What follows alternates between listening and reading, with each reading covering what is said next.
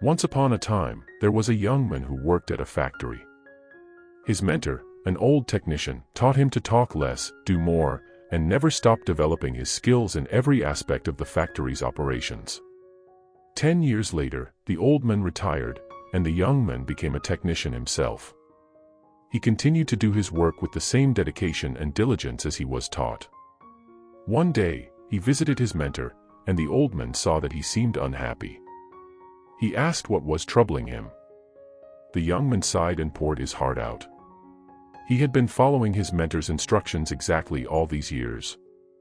No matter what he worked on, he kept quiet and focused on the job. He had done good work at the factory and learned all the skills that could be learned there. However, he couldn't understand why his less experienced colleagues were getting promoted while he remained at the same position, earning as little as he did before. The old man asked if he was positive that he had become indispensable to the factory, and the young man nodded. The old man paced back and forth, thinking.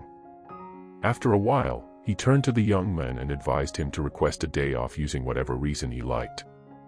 It was time for him to give himself a break. The young man was surprised by this advice, but the more he thought about it, the more it made sense. He thanked his teacher and quickly left to make a time-off request. When he returned to work after his day off, the manager called him into the office to tell him that things did not go well at the factory while he was gone. Others encountered many problems that would normally be handled by him, and they had no idea how to solve them.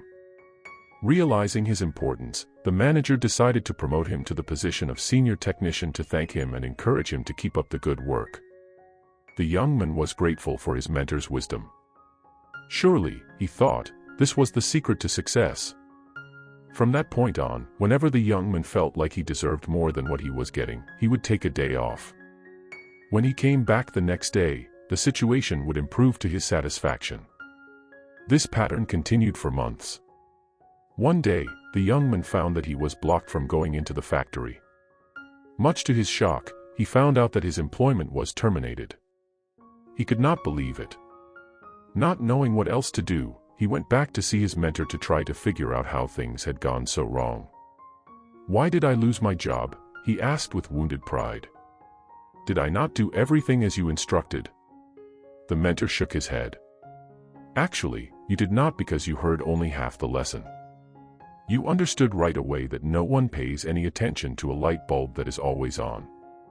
It is only when it goes off that people suddenly take notice and realize they've been taking it for granted. You were so eager to apply this understanding that you left before hearing the second half." It began to dawn on the young man that perhaps he made a big mistake. "What was the second half?" he asked. The mentor spoke slowly to make his point. "The second half, more important than the first, is the realization that if a light bulb goes off frequently, then sooner or later, it will be replaced with one that is more reliable. Who wants a light bulb that no one can count on to provide illumination?" The young man began to understand.